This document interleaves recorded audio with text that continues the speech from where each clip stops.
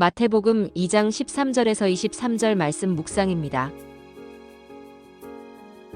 그들이 떠난 후에 주의 사자가 요셉에게 현몽하여 이르되 헤롯이 아기를 찾아 죽이려 하니 일어나 아기와 그의 어머니를 데리고 애굽으로 피하여 내가 내게 이르기까지 거기 있으라 하시니 요셉이 일어나서 밤에 아기와 그의 어머니를 데리고 애굽으로 떠나가 헤롯이 죽기까지 거기 있었으니 이는 주께서 선지자를 통하여 말씀하신 바 애굽으로부터 내 아들을 불렀다 함을 이루려 하심이라. 이에 헤롯이 박사들에게 속은 줄 알고 심히 노하여 사람을 보내어 베들레헴과 그 모든 지경 안에 있는 사내 아이를 박사들에게 자세히 알아본 그때를 기준하여 2살부터 그 아래로 다 죽이니 이에 선지자 예레미야를 통하여 말씀하신 바 라마에서 슬퍼하며 크게 통곡하는 소리가 들리니 라헬이 그 자식을 위하여 애곡하는 것이라. 그가 자식이 없으므로 위로 받기를 거절하였도다 함이 이루어졌느니라. 헤롯이 죽은 후에 주의 사자가 애굽에서 요셉에게 현몽하여 이르되 일어나 아기와 그의 어머니를 데리고 이스라엘 땅으로 가라. 아기의 목숨을 찾던 자들이 죽었느니라 하시니 요셉이 일어나 아기와 그의 어머니를 데리고 이스라엘 땅으로 들어가니라. 그러나 아켈라오가 그의 아버지 헤롯을 이어 유대의 임금됨을 듣고 거기로 가기를 무서워하더니 꿈에 지시하심을 받아 갈릴리 지방으로 떠나가 나사렛이란 동네에 가서 사니 이는 선지자로 하신 말씀에 나사렛 사람이라 칭하리라 하심을 이루려 함이러라. 동방박사가 자기와의 약속을 어긴 것을 알게 된 헤롯은 몹시 분노하여 베들레헴에 있는 2살 아래의 어린 아기를 모두 죽이라고 명령했습니다. 당시 왕들의 포악은 상상을 초월했습니다. 다행히도 예수님의 부모님은 천사의 지시를 받고 즉시 애굽으로 내려가는 바람에 화를 피할 수 있었습니다. 오늘 본문에서는 마태는 구약의 예언을 3번 인용하며 그것이 성취되었음을 말합니다. 첫 번째는 15절에 애굽에서 내 아들을 불렀다는 말씀입니다. 이 말씀은 애굽으로 불렀다는 의미가 아니라 애굽에 있는 자를 불러내었다는 의미입니다. 호세아서 11장 1절의 이 말씀은 본래 이스라엘이 애굽에서 나온 것을 의미했습니다. 그러나 마태는 그 이면에 진짜 하나님의 아들이 애굽에서 부르심을 받고 오게 되는 것이 암시되어 있음을 일깨웠습니다. 그리고 두 번째는 라마에서 슬퍼하며 크게 통곡하는 소리가 들리니 라헬이 그 자식을 위하여 애곡하는 것이라. 그가 자식이 없으므로 위로 받기를 거절하였도다 함이 이루어졌느니라 라는 말씀입니다. 이 말씀은 예레미야 31장 15절을 인용한 것입니다. 예레미야서에는 라헬이 자식이 없으므로 애곡한다라고 했습니다. 당시에 북이스라엘이 아수르의 침략으로 멸망하고 모두가 포로로 잡혀감에 따라 북이스라엘 땅에는 이스라엘 사람이 살지 않고 이방 족속이 사는 황폐한 곳이 되었습니다. 라헬이 낳은 아들 요셉 지파가 북이스라엘을 대표했기에 라헬이 애곡한다는 것은 북이스라엘의 이러한 몰락을 슬퍼함을 비유한 것입니다.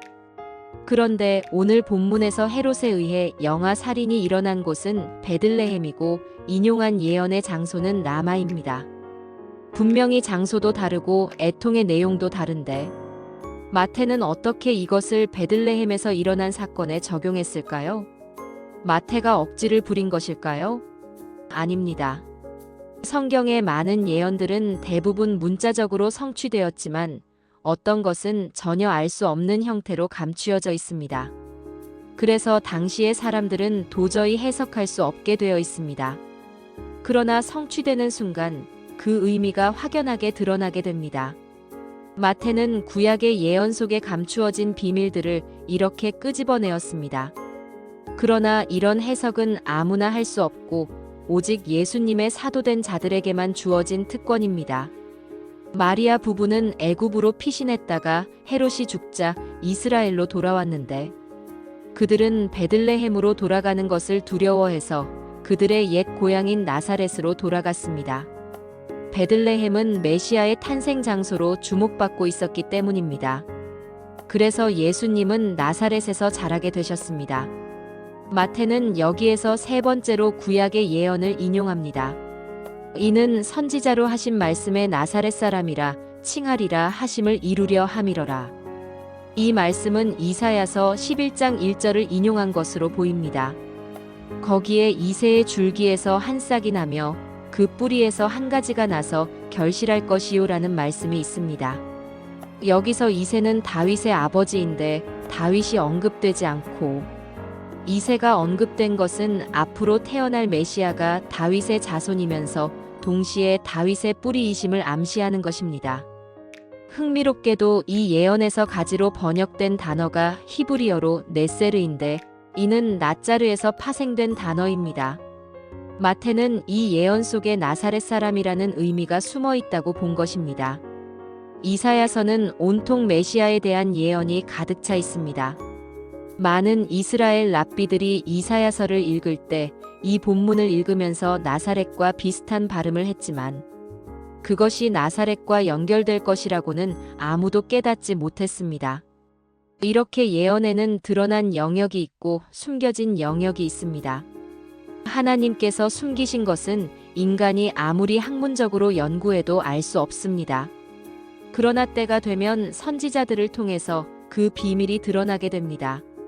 성령의 감동으로 마태복음을 기록한 마태는 성령의 감동에 의하여 이러한 부분을 포착하고 일깨워 준 것입니다. 이러한 것을 볼 때 하나님의 무궁하신 지혜와 섭리에 감탄하게 됩니다. 예수님은 구약에서 수없이 예언된 바로 그 메시아, 곧 그리스도이십니다.